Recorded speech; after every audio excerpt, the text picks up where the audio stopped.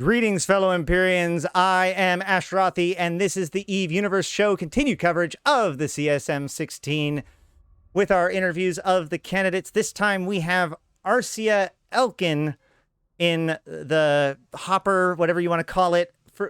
Before we begin, how you doing, Arsia? I'm doing well, thank you. Awesome. So before we begin the rules, as always, I have 50 minutes and I have their CSM campaign post in front of me. I will disclose anything about them that I know other than that, which of course, Arsia and I have been on lots of shows together, and we have done fleets together, and we have done streaming stuff together. So, we in fact we have fought each other in wars. We have both fought each other and fought with each other in wars. So, whatever conflict of interest you want to play on the feet there, it is what it is. But I have 50 minutes to talk with you about your platform, and then you have 10 minutes to bring up anything that I may have missed to make sure that you have a full opportunity to feel like you've been able to give your case as best you can. And then it gets sent over to YouTube with all of the others and put into the playlist, so that way people can watch all of the CSM 16 interviews and get a good idea of what kind of candidate they want to vote for. Because the most important thing is that people engage with and care about CSM 16 and vote for candidates that they feel represent them. Do you have any questions, comments, concerns before we begin, Arsia? No. Excellent. So to start with, is this your first time running for CSM? Yes. Okay. And you are a Twitch streamer, and you've been part of the community, active. You've been active more than just like recently, right? So when did you start? First of all, I guess let's start from the very beginning. When did you start Eve? 2010. So I've been playing about 11 years. And you've been playing constantly? Pretty much. I mean, like some people, I've learned to ask this question because some people are like, yeah, I started then, and then they like left out 6 years or something like that. No, there were a few months in like 2011 where I didn't really play, and then I didn't play very much in 2016.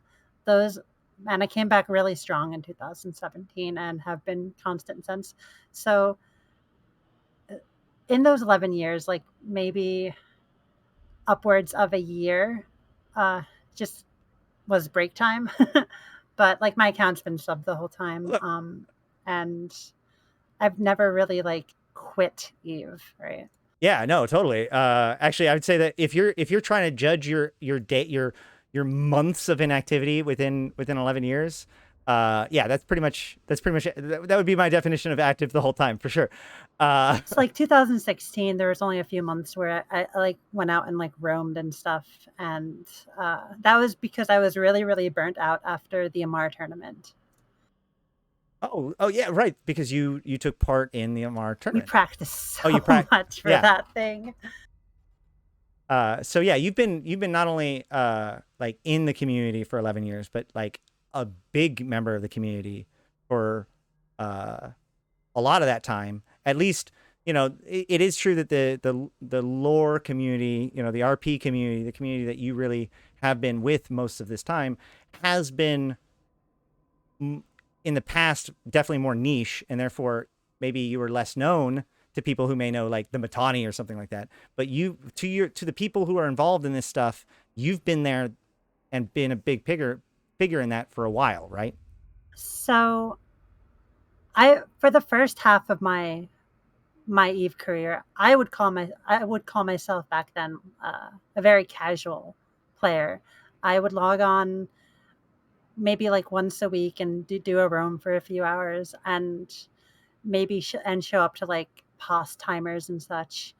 But like for the most part, I played very casually as I worked multiple jobs and and went to college online.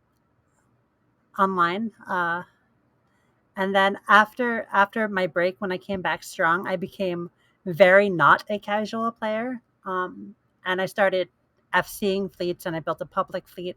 So I've seen both like the side of Eve where like you're a casual player, and like RPers knew me, especially in my time zone.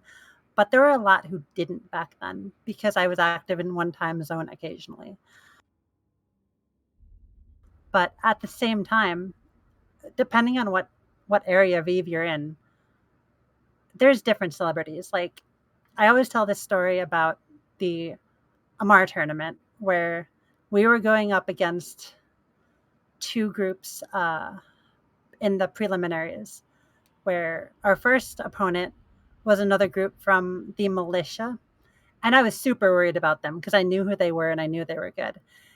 And our second opponent, if we won that first match, was Elise Randolph. And I was just like, what? I don't know. I don't know who that is. That's some guy from Null. People from Null can't do anything without 200 people in caps. How are they going to beat me in a tournament, right? Because I didn't understand people from Nullsec because I lived in my own bubble. And one of the things I did best after I came back was talk to people from different areas of the game that from what I was used to and try to get some knowledge of these other areas of the game. And then I realized everybody in Eve is really good at what they do. Yeah, well, at least there are people that are really good at what they do in all of the aspects of Eve, for sure. So you're running for CSM. You said that this is your first time running, right? Correct. Yeah. What after all of this stuff, being part of all this community, doing all these things, what makes this year the year that Arsia Elkin needs to be running for CSM? So CSM is something that requires a lot of time commitment. It requires a lot of dedication.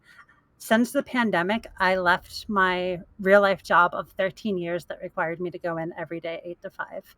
And I've been working mostly online, mostly inconsistently, like different time, like most of the jobs aren't time sensitive.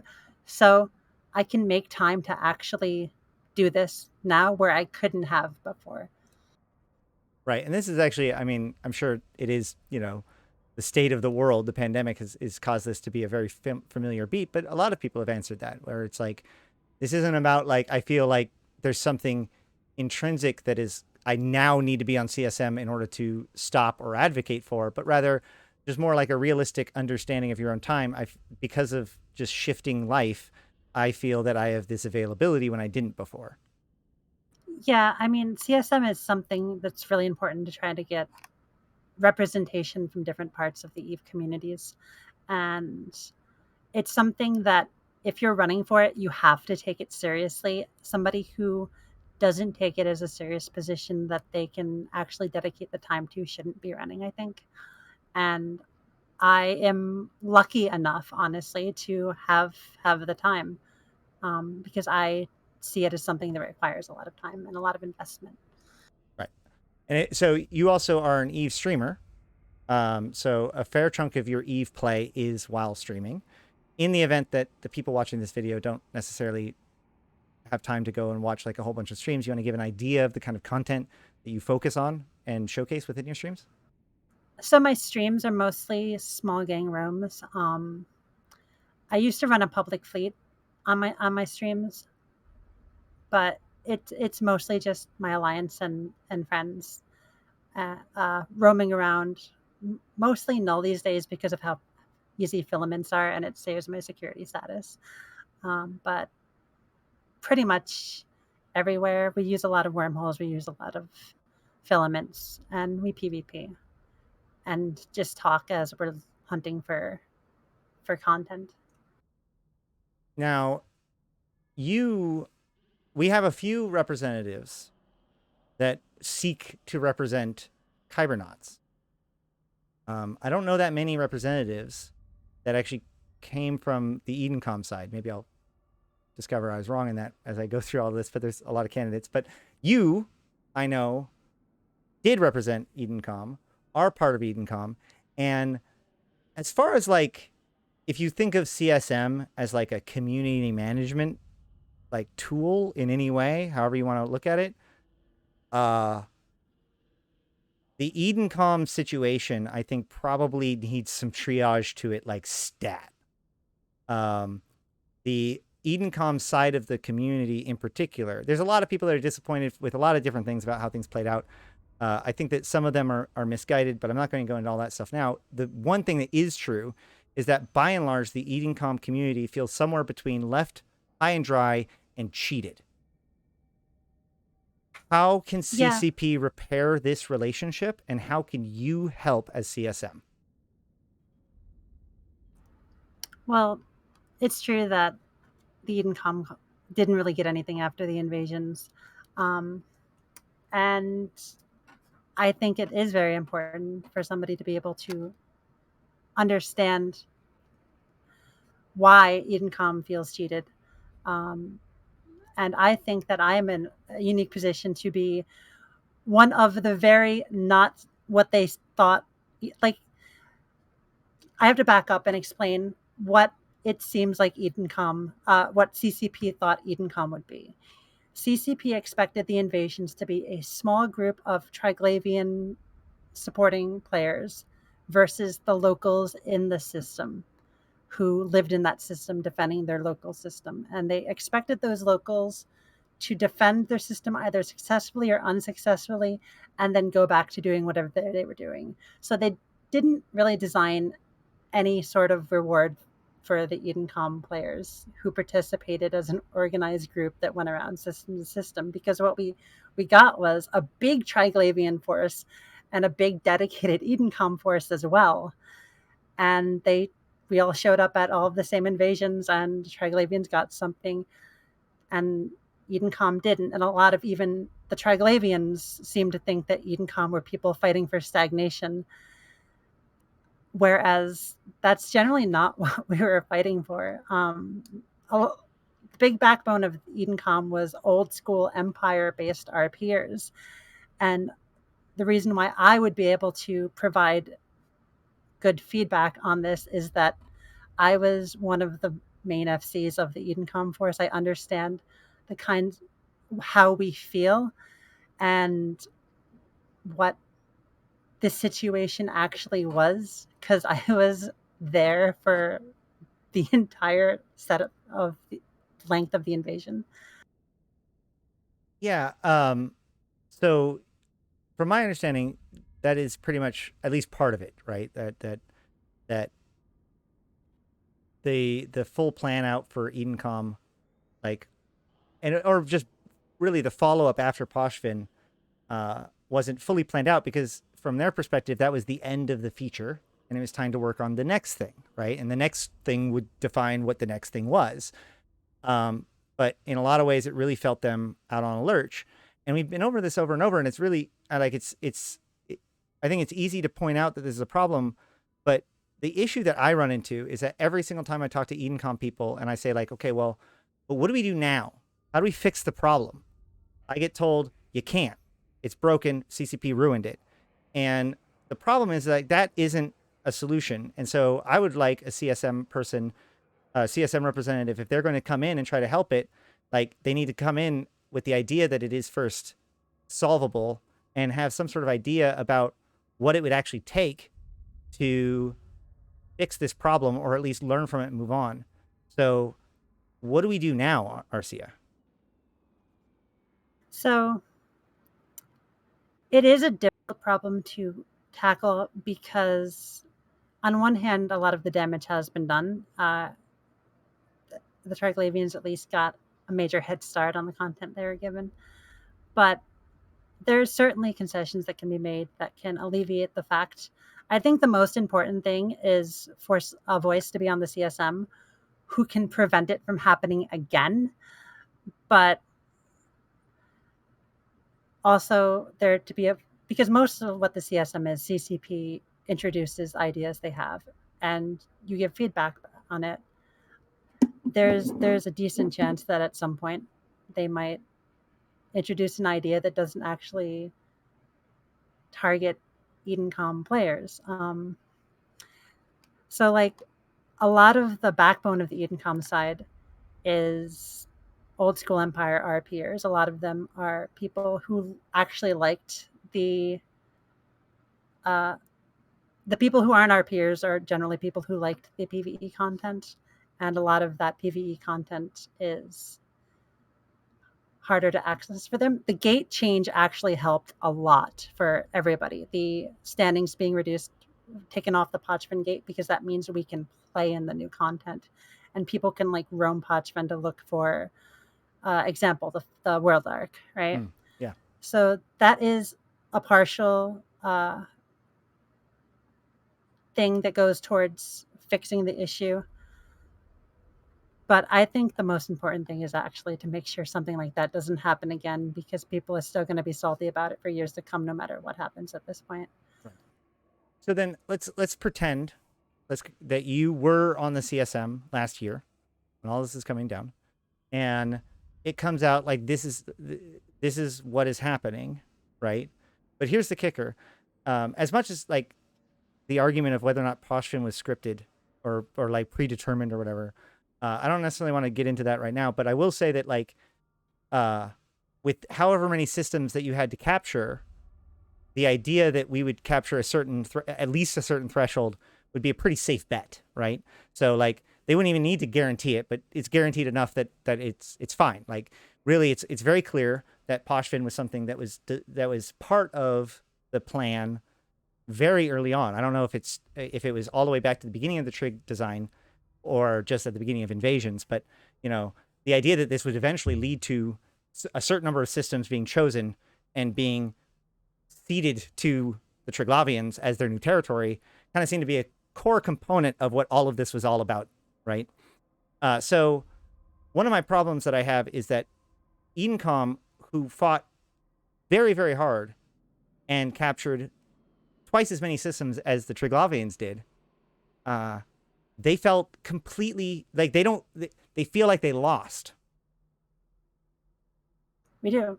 So you are now in the CSM at that time. You can't prevent Podchven from happening. You can't prevent the mechanics from happening because this is from on high.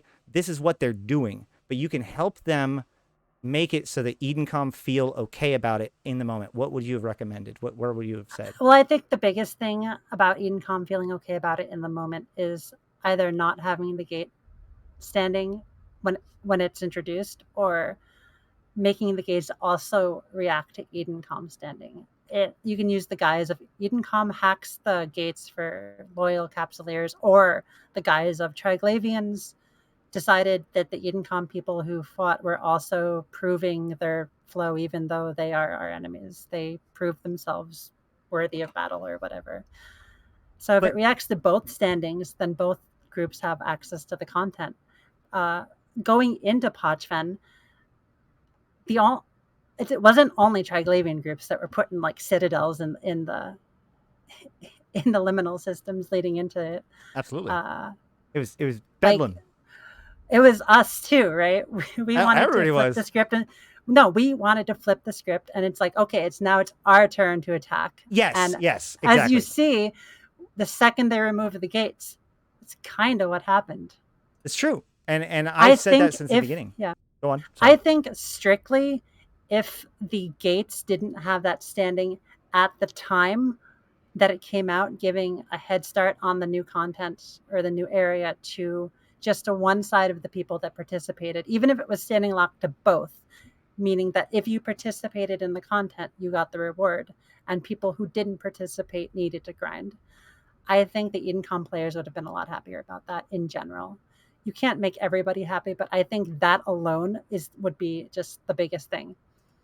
So, but I'm going to push back on that, right? Because like, if you just had it be that way, it's not like people would see that and be like, oh, this was the compromise. Like, we see it as being less now because it was the other way. But if it was just released that way, that would be the BS, you know, like whatever the restrictions were, like what we have now or what we had before may have been the compromise for some even more draconian version that we never actually got. So, but what I come back to is the fact that Edencom felt that they lost. And that gives to me that like the end of the invasions were not well communicated. Would you agree with that? Like, is it a messaging issue, or is it just simply a mechanic issue? Because I feel like saying like, oh, well, we would have liked to be able to have the gate unlocked is from this perspective. But like, if we're really going to prevent this in the future, like, how do we wrap up these events to make sure that everyone feels like they contributed and that contribution was valuable? But I think that you're coming at it from a perspective of not understanding most of the complaints the Edencom side has. Uh, Okay. so, like, think about it this way: the content ends, and we're all gearing up to keep fighting it out in the systems that have been taken once the gates are cut off from the systems. And Pochven is where, like, there are still, like, most of the places to fight the Triglavians, the places to earn the Edencom LP, and like the Triglavian watch posts and stuff that were added a few weeks in, and places to keep fighting that world arc we've been fighting. And then all of a sudden, it's cut off, and you can access specific systems through wormholes, but you can't go looking for a world arc as easy without going all the way around through high, low, and nullsec to find these wormholes for the specific systems, because you can't use the gates. You can't look for the new sites to keep fighting the Triglavians like you were and keep earning your LP. The LP for the Edencom side keeps getting more difficult to earn, and you can't PvP against the people you've been PvPing against for the last, like, half a year at least. I think that it wasn't so much that, I mean, maybe some people felt that we should have gotten something like fortress gates too between the fortresses, but with the dual standings being an upcoming thing, I think that mechanic would just break the game overall, because then most people who didn't care about being loyal to one side or the other would just have both forms of fast travel after you can shoot drifters. Yeah. So I don't think, like, that's viable. Well, dual standings are viable. I think if they kept it so uh, Pochven gates were Triglavian only, and you couldn't have both Triglavian and Edencom standing at the same time, then they could have made special gates in the fortresses that connected to them, because then you're choosing which form of fast travel you want. And I think that'd be a viable idea. That's an interesting thought. I But I think it breaks when you're allowed to get positive standing with both, which they ended up yeah. allowing. Yeah, exactly. You need, like, the problem is that if they have different but both stand both, like right now the problem is that Edencom standings gives you nothing. Triglavian Literally standings nothing. gives Yeah. you lots of things. But if they made it so that Triglavian standings gives you one thing and Edencom standings gives you another thing, then that would actually make it so that doing siding with either side exclusively would be a bad idea. You're actually shutting yourself out. The optimal path would be invariably be to shoot at only like the road drones and the drifters, and Well, like to kind be of opt honest, out in a weird way. I think the dual standings were kind of a mistake, because with the dual standings, with the gate access being only Triglavian, meant not only that, and this was one of the things that really hurt. It meant that not only could the Triglavian players uh, have access to the gates, but the way to get standing with both sides, including the side you pissed off, uh, easier, is to roam around Yep. in Pochven, because the way standings works is it calculates one standings increase per tick per system. So if you grab a Jackdaw and you shoot something in Vale, and then you shoot something in Angrimony, and then you shoot something in Ikoria, and then you shoot something in whatever the next system is, Right. you get a standing stick for each one of those. But if you don't have gate access, you can't get to the next system within the time of the tick. So it literally takes you like 20 times longer to work your standings back up to the other side. So not only did uh, was the gate access the key to uh, looking for, like, the PVE sites and looking for PvP, but it was also the key to getting positive with both sides and foregoing any consequences for the choice you made. Because now the Edencom rats don't shoot you in high sec if you shoot enough drifters in Pochven. Right. So you're right in the fact that, like, it is absolutely before this the sensible way to do it. Like, it was way easier to go trig, tank Edencom, at least up to 3, and then go to Poshfin, live in Poshfin, don't shoot at either Edencom or trig. Eventually, you would bring trig up to neutral, or sorry, Edencom up to neutral. Trig would be higher, and now neither side will stop you, and you can travel throughout Poshfin or Pokfin. Whereas Edencom, it was go Edencom, tank Triglavians, go into the Pokfin to get your standings up and be locked out from being able to travel anywhere. So way more sensible to do it the other way if you knew about it ahead of time. But that actually brings me to an interesting point to all of this, which is that, like, these are experiments, right? Like, these aren't proven concepts. Video games are relatively new. MMOs double so. This kind of MMO is almost unique, which means that the challenges that CCP are facing are untrod grounds, and they're experimenting with things that are incredibly risky. And, you know, as we went through invasions, it took them a year to set up invasions enough to even get to the point where there could be standings, and experimenting with where to draw the lines on how, you know, to make standings make a permanent decision, and letting people like have a permanent consequence on their actions. And even with the idea of not necessarily knowing exactly what those consequences were going to be ahead of time, but just asking which side do you want to belong to before those consequences are well understood. That seems to be kind of one of the big experiments here. And I'm concerned that, like, at this point, it's like, okay, well, Edencom didn't get anything for standings, and so that's a problem. And then now that they fixed it this way, now the Triglavians are saying, like, well, now I feel like I earned up Triglavian standings for no good reason. And, like, if somebody was legitimately trying to stay on top of things, they feel like they're getting whiplash. It's like, okay, well, now train up. You know, I've actually had people that are really dedicated. They've like grinded up all the way Edencom, and then, oh shoot, I need Triglavians. Went grinded up all the way, like went up to like +3 in Triglavians, and then like, oh well, shoot, the best way to do it now is both. Let's do that now. Like, and like, So why? do you want to know? Do you want to know my true answer on how I would fix the invasions? We went back to before the end of them. Well, actually, my question that I want to go to with this is that, like, are we risking just teaching CCP that this is not worth doing? Is the lesson here that these kinds of standing and these kinds of decisions are something that we can't handle, or is there a way that we can move forward with here? Because I feel like now that if we keep making change, every time we make changes to the standings now, we're going to keep like magnifying this problem over and over again. No, but this is exactly why people answer that it's impossible to fix now, because it feels like we were forgotten at the end, and anything else is just an afterthought to try to appease us. Right. So I think that the entire gist of the invasions is that Edencom was an afterthought to allow Triglavians to shoot the Empire militias, without Empire navies, without losing standing of the empires.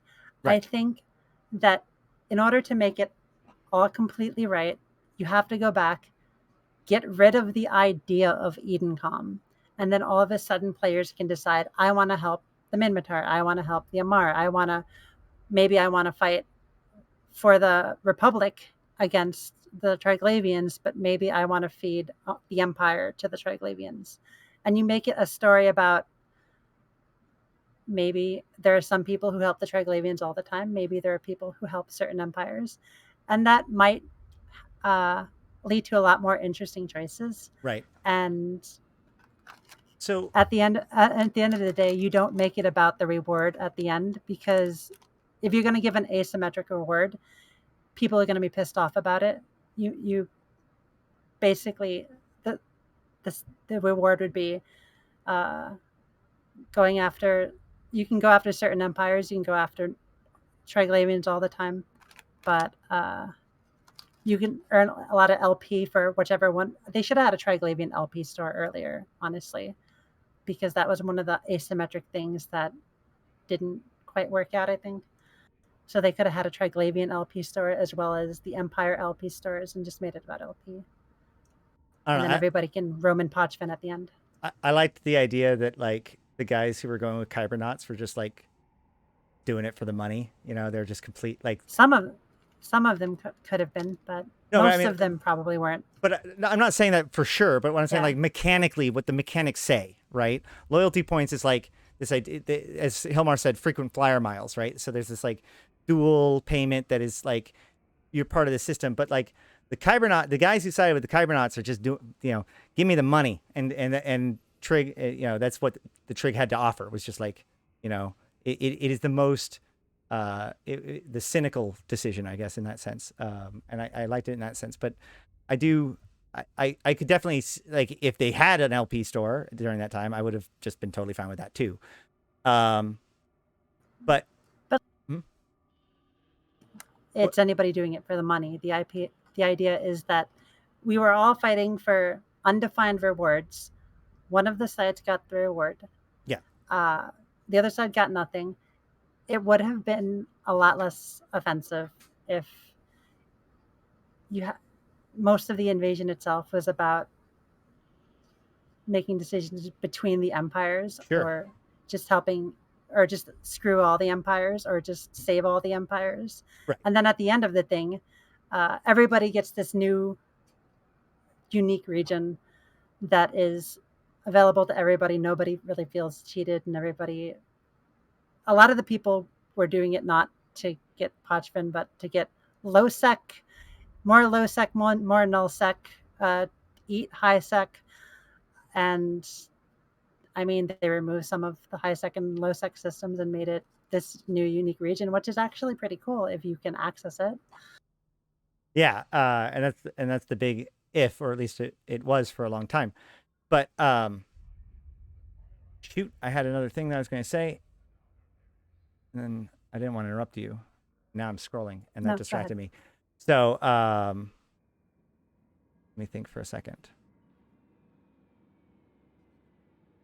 Like, oh, right. So your point is incredibly salient. Thank you for making it. What I'm hearing is actually that.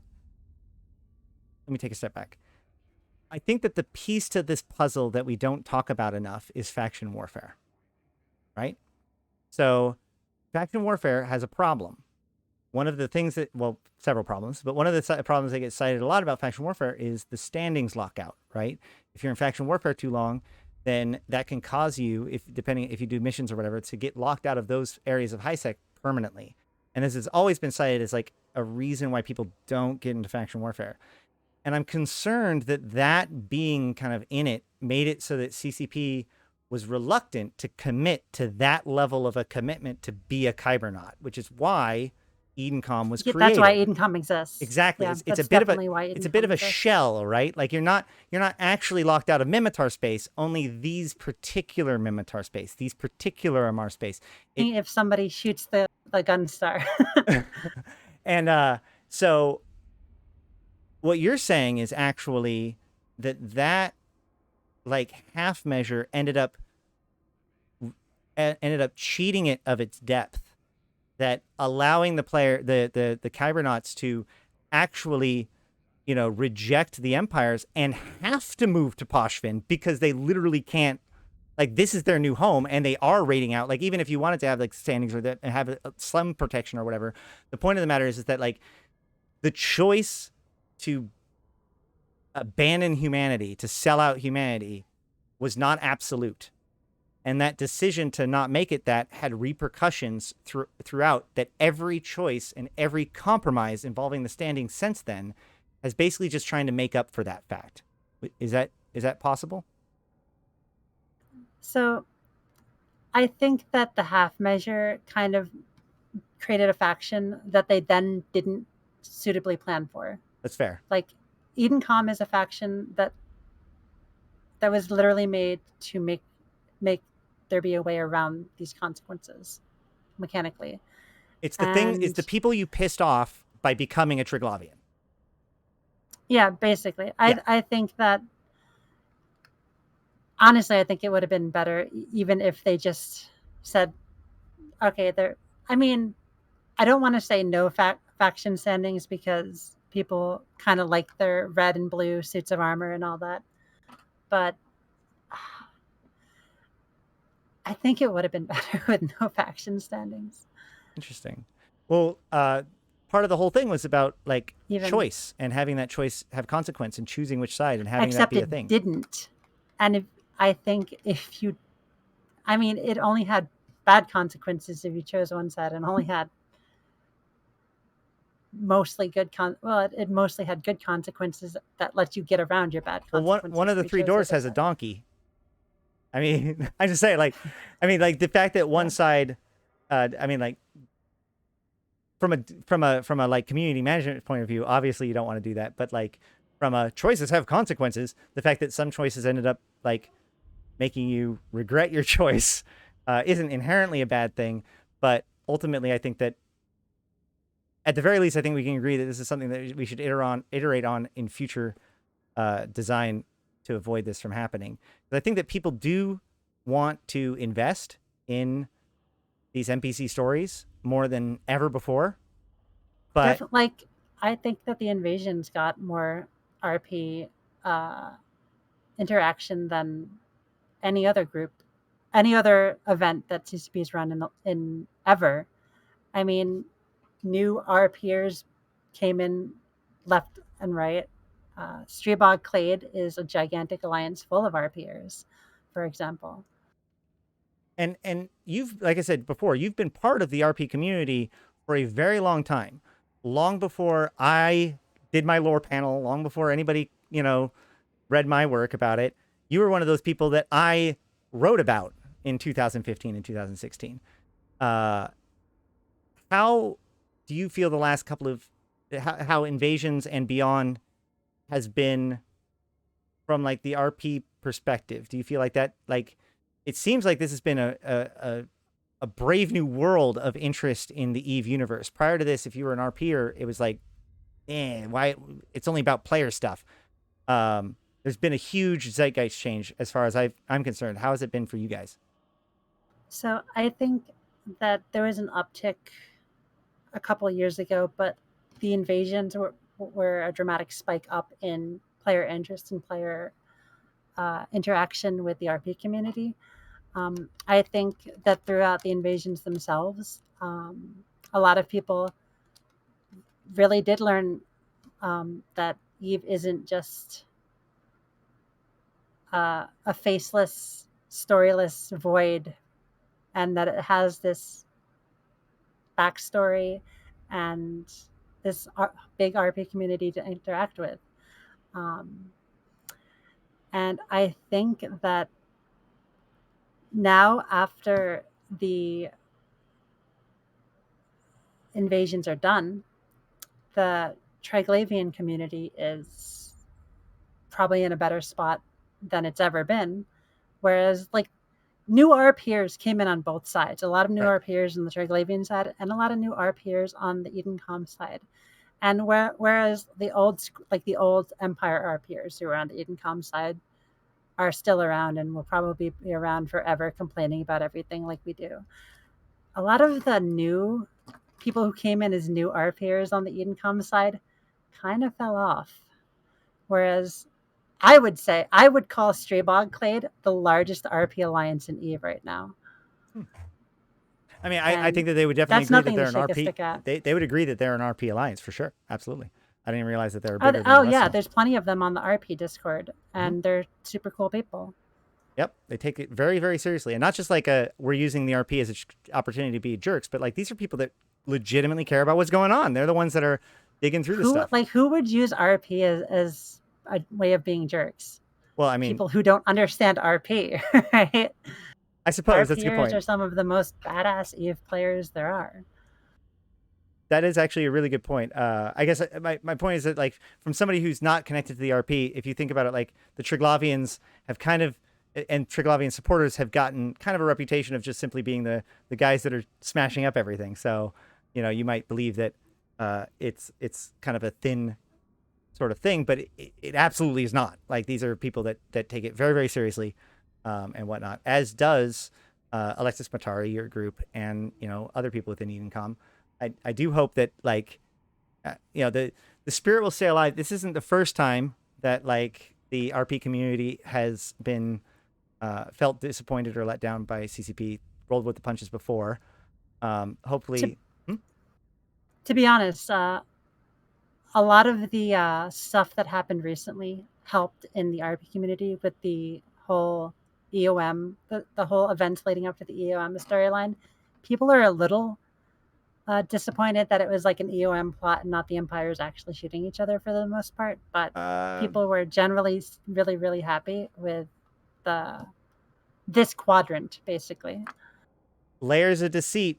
This true story, the full story, I don't think has been played out. There's still a lot of Oh yeah, questions, but yeah, no, like like the flow system attack, but we can't get into that for now. yeah, no, we episodes. Go check out YouTube. You'll be back on later. We'll talk about it. But either way, we're running low on time. But I do want to like circle back one more time, just to kind of get an idea, like 10 years ago, or like even 5-6 years ago, uh, being an RPer in the public sense would be somewhere between, dismissed and just attacked for funsies, right? Like, um, the Eve community, I feel, has overall accepted the lore community a lot more, which has turned a lot of you guys who were relatively unknown, but long living, storied individuals, some of the most dedicated Eve players who've been relatively quiet in the background, have now become rock stars. And some of them have done, well with it. Some of them have struggled with this. How has this process been for you? How do you feel about, like, was it better when the lore was really niche, so that way there weren't people ruining it for you guys, and like the small people that were dedicated enough to it like got to have their quality stuff, and now that like everybody's interested, it's just garbage? Or is this really like finally people see what we've been seeing this whole time and you're trying to like help welcome them in? It's always better with more people interested in it. The way a lot of us use lore, and this isn't everybody. A lot of people use their RP as a way of generating content in the game, uh, and like people, we care. All the RPers care about the lore. We care about playing our characters and writing our stories, but we also are playing this game. And when there are a lot more RPers, we can start bigger wars with each other, and RPer wars generally end up getting non-RPers involved. Like storylines that CCP kind of drops, whether they be the invasion storylines or the recent stuff with the EOM, for like every like 15 minutes of CCP work is hours and hours of content for RPers that get turned into content for non-RPers because we shoot each other over these things and people shoot us. Like if you look at the recent fighting in Pochfen since the gates opened, things like Weir Shota, which is like 130 versus 200 people fight. Um, and then there's the big fight in Skarkon, the fights in Vale and Angry Money that have included not just people from the RP community, a lot of people from the RP community, but a lot of non-RPers too. Um, Basically, RP sets up, and this is not the first case RP has ever set off wars and stuff. The more people out there RPing, the more wars will get started for reasons that don't make sense to the non-RPers. And the more ships will die, and the better the economy of the game will be. Do you feel like, though, or can you think of any unforeseen consequences or growing pains that your communities had with your newfound popularity? The Eve lore is very obtuse, and people bundering into the in-game forums and talking about out-of-game stuff, or everybody being interested in the other. Like, does these have you, as a CSM member, and as the lore becomes more and more important, we go into foundations and stuff. You would obviously be helping CCP navigate with that community. Is there anything that you've observed as this popularity has grown that would be something that you would want to draw attention to? So I think the biggest growing pain is sometimes that we still get overlooked by even CCP themselves. Like when the news site came up and the world news wasn't on the news site that CCP made. It almost feels We like have low-hanging it. fruit at this point. Like every time CCP comes out with Yeah, something, it's like, is the lore there? No. Hey, can we get the lore in this? No. Yeah. I yes, but at least on the Academy page, Elizabeth did get brought it to CCP Aurora's attention. She got it corrected right away. But that is a great example of why there needs to be a CSM candidate there. That's like, hey, you have a fiction portal, right? yeah, yeah. I think stuff like people posting out of character on like the in character forums is not that big a deal because the ISDs are actually really good about dealing with those kind of posts. And there is actually an in character way to write it off, That's true. right? Like so like Eve kind of has a built-in defense against that kind of stuff. So that's not really I think there's almost no downside to having more people interested in the RP community. Of course, like some of the big name RPers becoming popular in the wider game for some of us, uh, we're sometimes exposed to toxicity that maybe we're not used to because we haven't been in some of the groups that it comes from. But that's not really a problem with the RP community itself. That's a wider problem within the game. Yeah.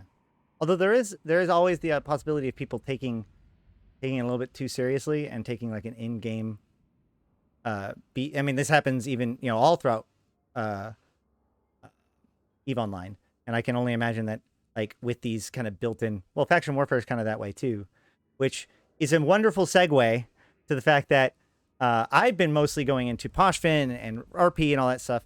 I don't want to peg you as that kind of candidate because one of the big things that you are running on is faction warfare. So I have only a little bit more time left, so I definitely want to like address that because that's a very, very important thing to me as well. Um, I am a Galente faction warfare pilot for a long time. Faction warfare has had a lot of trouble since Citadels, but there has been some updates that have addressed older issues, but none of them have seemed to move the needle, at least on the Galente Caldari Warzone side of things. On the Mimitar Mar Warzone side of things, there seems to be a lot more revigoration, which is kind of interesting because it's almost like an inversion from the way it was like in 2012, 2015. Um, all that to say, let's talk a little bit about faction warfare and your representation of that. How do you feel about faction warfare? What does faction warfare mean to you specifically? Are you a faction warfare pilot, first of all? I was in faction warfare for about 7.5 years straight. At the moment, I'm not enlisted outside of an alt character I have. Um, EM does the whole campaign thing where we'll be in militia for a few months and then we'll go off to do something else for a few months and we'll go off to do something else for a few months and then maybe we'll go back to militia.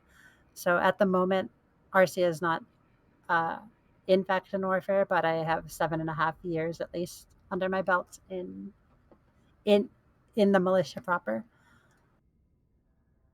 And I'm going to scroll back up to that section of your stuff, but just real quick, what would you advocate for as a faction warfare representative?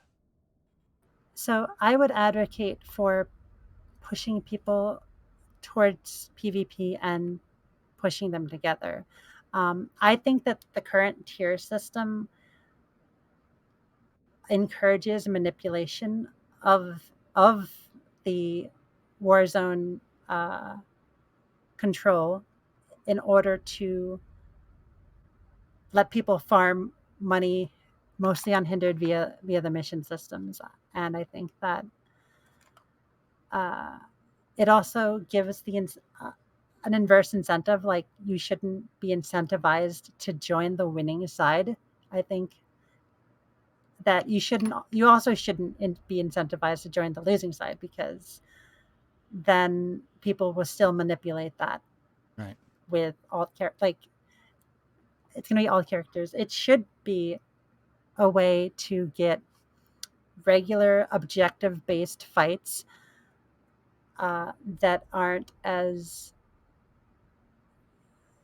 involved, not involved, but like it should just be like a way to easily get into a system where you can get regular objective based fights rather than just roaming around mindlessly or joining a null block, right? Right. Yeah. And No. I think that it falls short in a couple ways because I think the mission LP should be different LP, like a different corporation than the LP you get for plexing and fighting, because as it stands now, it devalues the money you make from fighting. And the Yes. main thing it should encourage people to do is fight. I Well, more think importantly, that the act of mission running devalues the LP, but not only is it not fighting, but it's not actually contributing to war zone control or, in that sense, your side at all. So to the people on your side, it is seen almost like theft because you're devaluing the work of the people who are actually fighting and working to hold this territory, and you're not actually contributing to it in your own actions. I think that if you remove the tier system and then make the LP more the LP for the missions specifically, a different LP store that is more akin to the non-faction warfare LP stores with the higher prices, then there's more of an incentive to actually run out and fight each other for the better LP, while still leaving the option for people who just want to kind of run a few missions to get the less valuable LP that's the same as running missions for that faction. Right, and there's kind of a because precedent for they that. would have had that. Yeah, they would have had. So, like, if you work for the Tribal Liberation Force, for example, the Minmatar militia, maybe you get TLF LP for plexing and for PvP kills, and then maybe you get uh, Republic Fleet Yeah, LP for the missions for faction warfare, yeah. I was just thinking about and that. you don't get the cheap ships from that mission LP. You don't get the same stuff you get from the faction warfare Right. store. But since that faction warfare built up your uh, faction standing to a level 4 mission, you can still do maybe if you've never missioned for any other groups, that it gives you the reward of having the option of doing these missions that are already at level 4. So they're already more valuable than grinding up from level 1 for something else. So you don't have to leave your home to do missions in between fighting. Yeah, that's a really interesting idea. So there is some precedent to this because, like, so not all LP is created equal.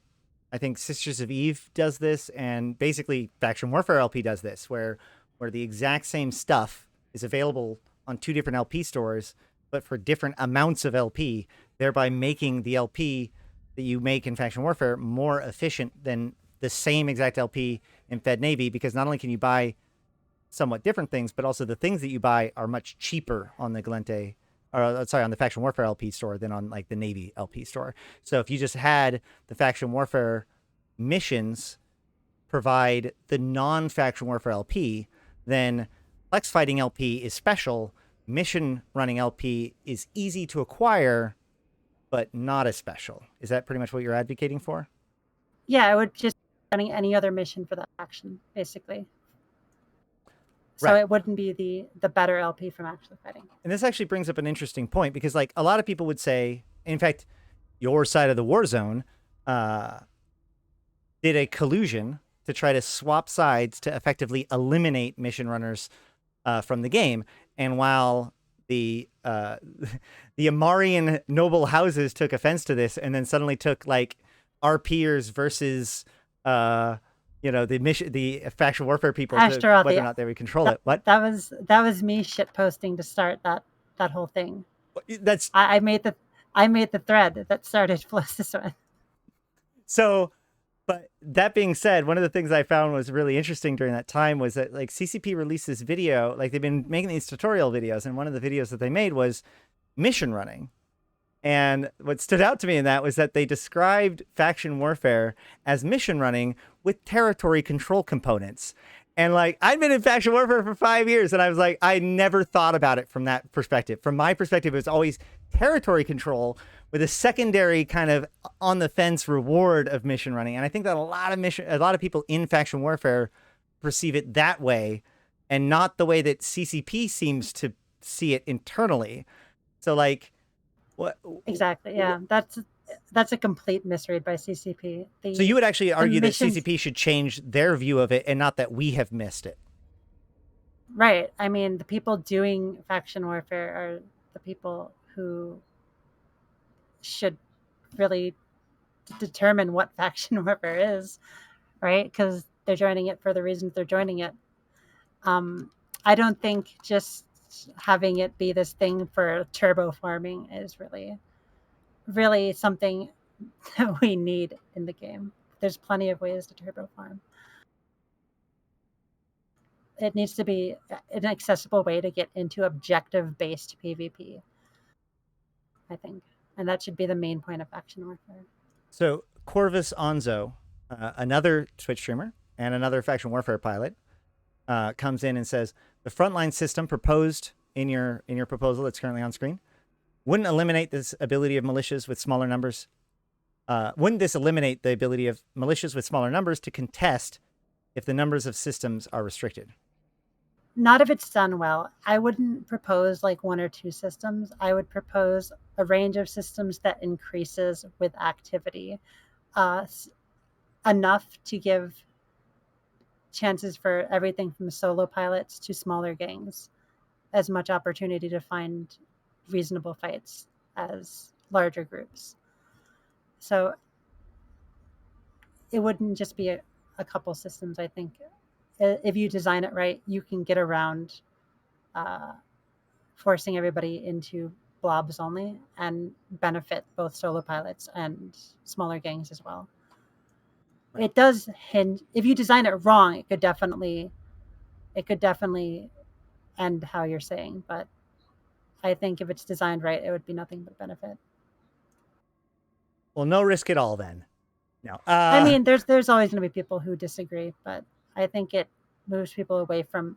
I think that would be the way to move people away from full-on unfit farming flex fits, because like after you get rid of the mission LP, devaluing the fighting LP, you have to move people away from AFKing in the plexes with unfit frigates and either just leaving or losing an unfit frigate in the plex. You need to push them towards actually being able to defend it, right? And it doesn't have to be like one or two systems, so it's all blobs, but it does have to be some kind of compressed area if there's not a lot of participation going on at the moment.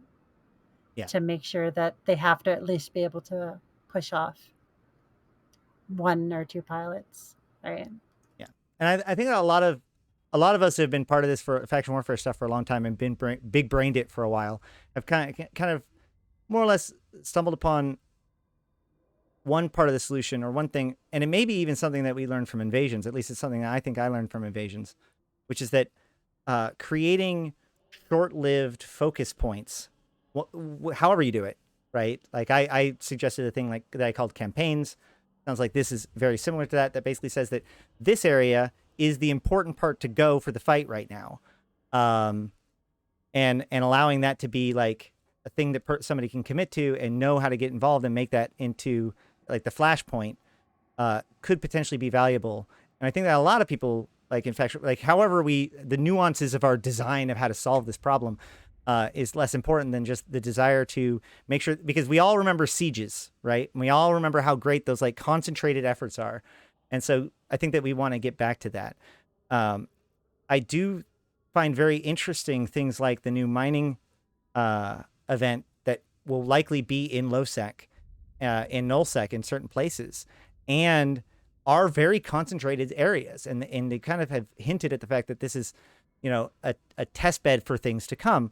Do you feel like, are you excited as I am about this? And although by the time people are voting, maybe they'll be able to look at this and see how it went. So I don't necessarily want you to give like predictions that you can be then held against in a week. But even beyond that, do you hope that this is a sign of importance of things to come? Do you think that this is maybe, in fact, CCP understanding that, like, hey, why don't we try making this place interesting for a little while? Why don't we try making this place interesting in a while? Kind of like they have with events. I think with this quadrant, including the upcoming mining sites, I am cautiously optimistic. Obviously, I haven't gotten the exact details of what's going on yet, but I say that I am cautiously optimistic because I think that these limited time events around like the holidays and around the the the various Empire uh, birthday days are the perfect time to test out content. Like filaments Yeah. were an example of Mhm. tested content over December and January one year that ended up becoming a mechanic that is in the game and loved by a lot of people. But there are, it could have easily been a different mechanic that ended up not making it into the game. And I think that just like CC testing stuff isn't always like big changes like filaments, for example, isn't enough, but putting it live for like an event that can just be easily like, okay, the event's over, we never see it again, is a much better way of testing Mhm. things like this. So I am very uh, I approve of the upcoming mining event, assuming that it's not completely mishandled. So, yeah, regardless of how its execution is, I'm sure it'll have some problems. It kind of looks like there's definitely some chances that it might be uh, a really wild time. Knock on wood. But I think that again, it really just kind of shows the kind of things that CCPs are working on, experimenting with, and iterating on. Um, and I think I lost my point beyond that, but it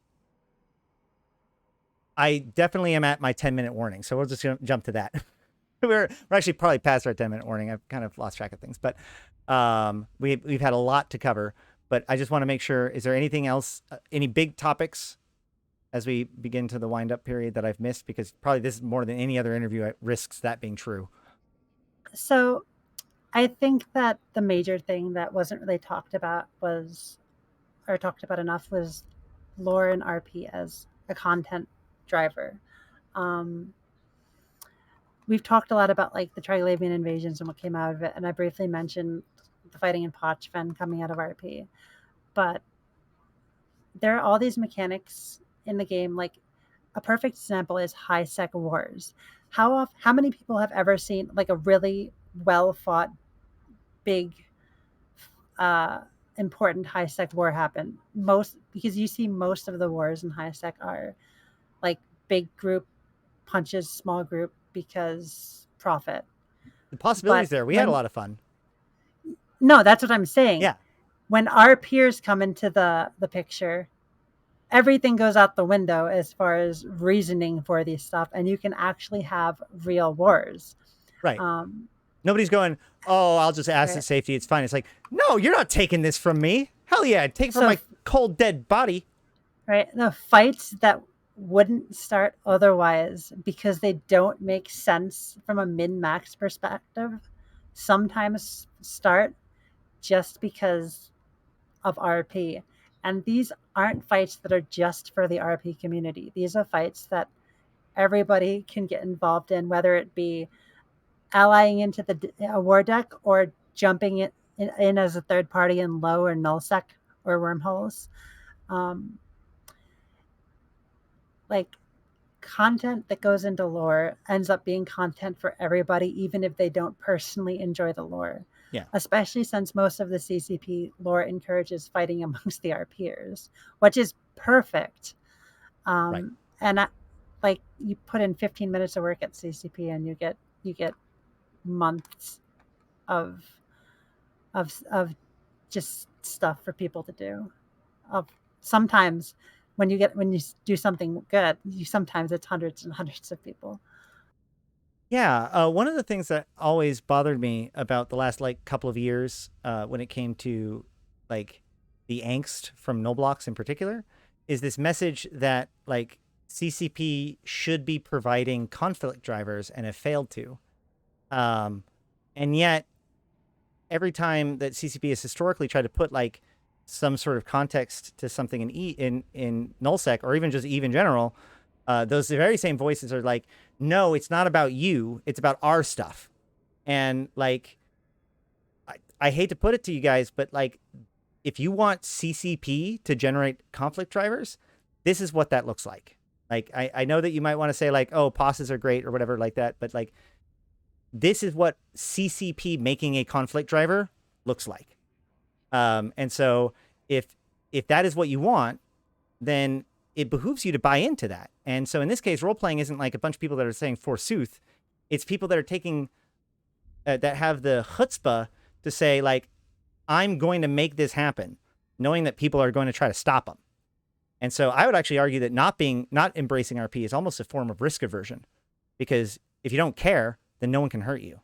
And only can so I challenge people to care. Sorry, go on. I wouldn't call non-RPers risk averse, but I would say that people who think the lore stuff isn't ZCP trying to do provide content drivers are missing the mark. A lot of people do see our peers as people who say forsooth for some reason, because they're looking at other games. Most of the time, our peers in EVE are writing stories with their guns and then talking in between the fights, right? Like, we have the same kind of setup for fights and carry out the fights the same way anybody else does. It's just that we generally have context to the fights and don't get angry at each other on Reddit as much. Right. But you guys need better propaganda. That's the problem. We have fantastic propaganda. We just don't post it on Reddit because that's right? The problem right there. But I don't touch Reddit, and except I posted a couple times after we were Shota because I kept getting linked to articles. But I'm going off on a tangent, and I'm horrible at that. I know I'm horrible at that. It's all right. I'm going to rein you in with some random questions if you're good then. Yeah, unless you got something else. We got a couple questions I want to cover.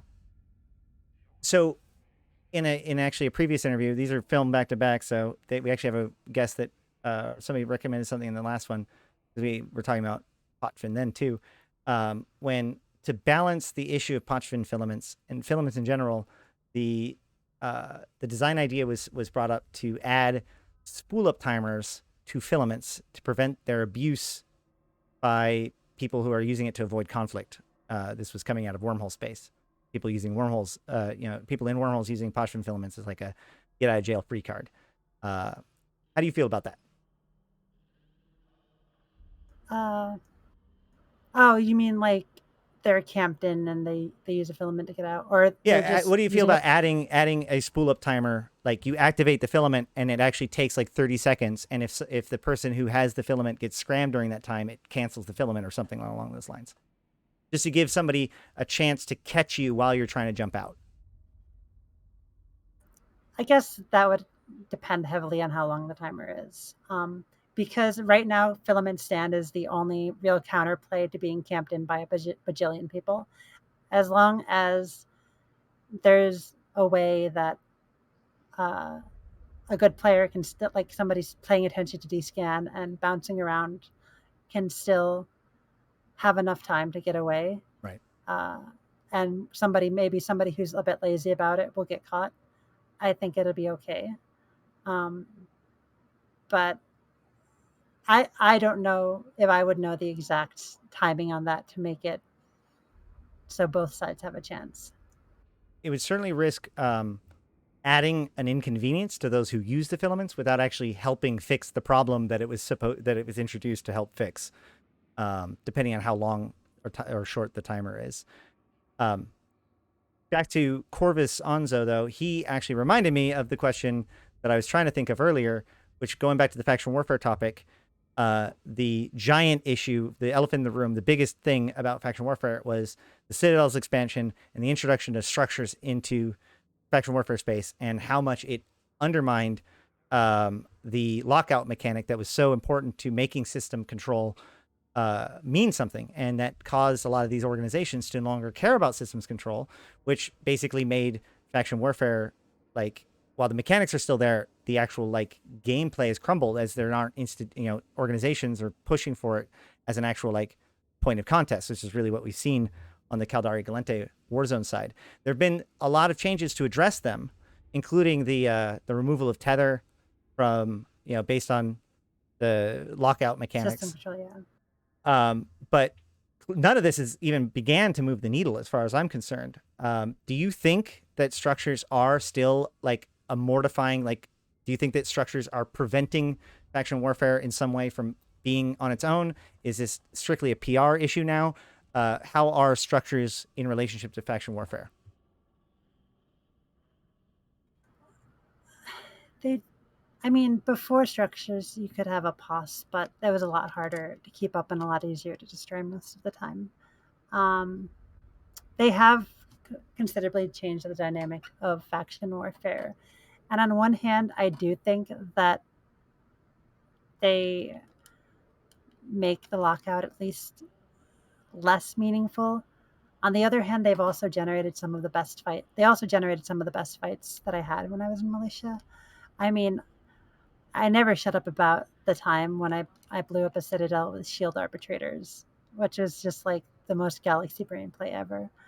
Um, so it's something I'm kind of torn on. I think that there's a lot of ways in which citadels could have been implemented better, not just in faction warfare, but in general. Um, one idea I've heard floated around that is kind of interesting to me is making citadels in faction warfare have to choose a faction and that it takes like 30 days to reset or something. And if like the system flips, then like the other side is locked out of the citadel. But I think that just kind of encourages like alt gameplay a lot, like exactly alts, and it encourages a lot of like weird stuff about game mechanics with like alts and stuff. So I don't even know that that's the way. Well, it's so hard to address. Yeah, and so I think, and I'm putting you on the spot, obviously, because that is literally like, if you had a good answer for that, then we should have implemented it 2 years ago, right? Like if there If was I had a good answer for that, CCP should have hired me as exactly a like not as to be clear, like we are where we're at because no one's actually created a good answer to this puzzle yet. What we've gotten is actually the best that anybody's come up with so far as I'm concerned. And as you know, we noted, it's I think the quite tether there. thing was definitely needed, but it's not there yet. Yeah, but sorry. I think any change that put Cut out. people avoid faction warfare, whether it be standings lost the other factions or being on gates with no gate guns with the constant war decks, and even being able to have the enemy side hit your high sec structures because the faction police are just not very smart. Yes, that's true. That's actually always been true. That's true. Right. So like it seems like there should be more carrot along with stick because it's been all stick since the implementation kind of. But the Citadel, the addition of Citadels did really just change what faction warfare was. Right. And I'm not going to pretend I have a perfect answer to that. Yeah. Well, so the thing is that like all of this kind of mingles together, right? Which is the fact that it's about motivation, player motivation, and if players are going to take on the causes of NPC characters and entities, that needs to be well developed. Otherwise, you know, if it's well developed, then you see, you know, an activity that can bring low sec back to vibrancy by itself.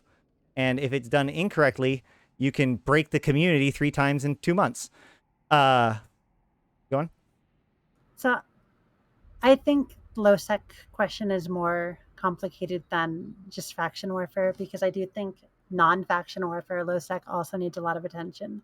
I agree. Because if you look at something like low sec Iridia, which is probably the most dangerous space in the game to just kind of YOLO through.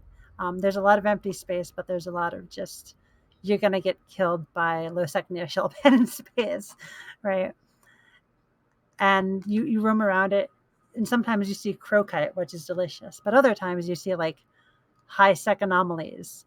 I think that if you look at something like Iridia, there's very little reason not to just go next door to Syndicate Yeah. and farm Syndicate missions if you're looking for profit.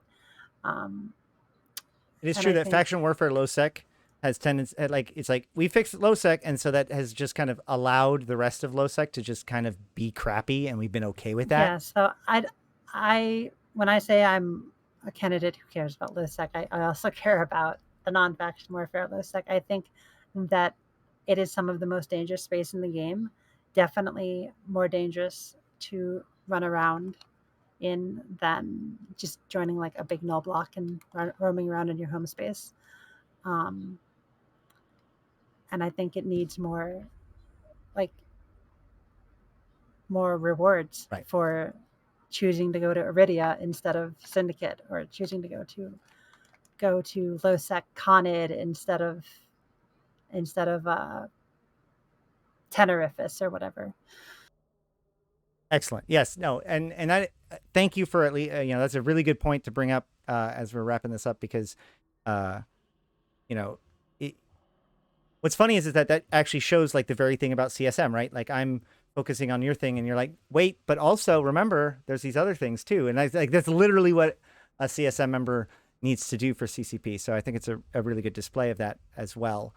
Um, I think that what I'd like to see is faction warfare continue to explore the idea of like working for the factions and what that represents. Because if you resonate with that, then that's a good way to motivate people besides whether or not it's plexing or whatever. And like, if you can get people to care about what faction they belong to, then you don't need to worry about people flipping back and forth anymore because like that's considered to be a bad behavior within the community.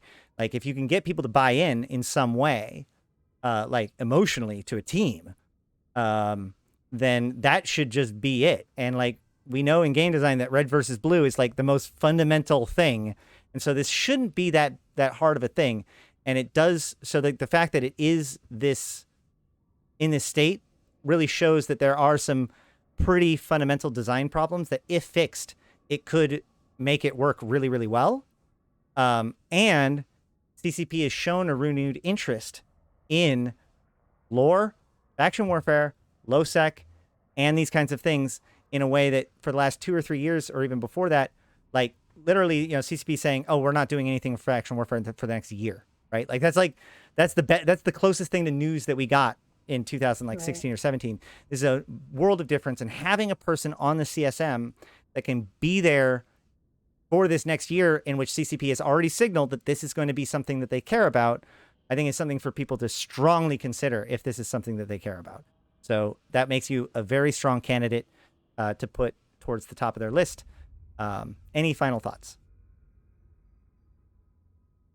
So I think that one of the main things about CSM is that you have to consider any change not from a just how does it help me perspective, but how does it help the game? How does it interact with everything?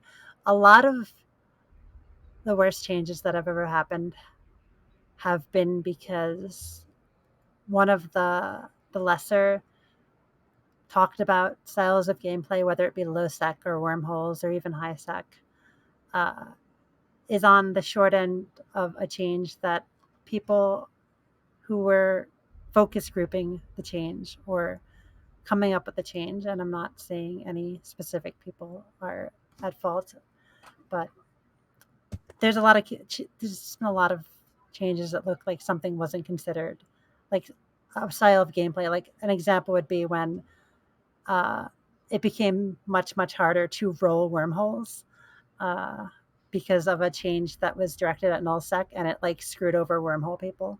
That's a story that's been told 1,000 times, um, and I think that everybody on the CSM, no matter what area you are representing, needs to consider. All right, so what are all of the effects of any proposed changes? And you have to try to at least be somebody who can consider that sort of stuff. That's a really good answer. I appreciate that. And now I'm going to ruin everything by asking you the final question because they keep bugging me about it. And All right. I just pulled this up. So this is what the people want to know that you care about the most. This is going to be the thing that they decide on. Ready?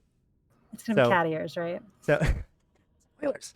So this April Fools, we got the low set gate disdain, and we were like, ha ha ha ha ha.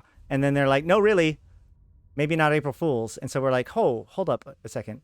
So I brought this up. This is from 2018, saying that like, okay, introducing Eric, but then down here is these Bast set drone control augmenters. The audience demands that we have an advocate for these things. Are you pro or against cat ears in EVE Online? So the thing about cat ears is that body modding is established in the lore.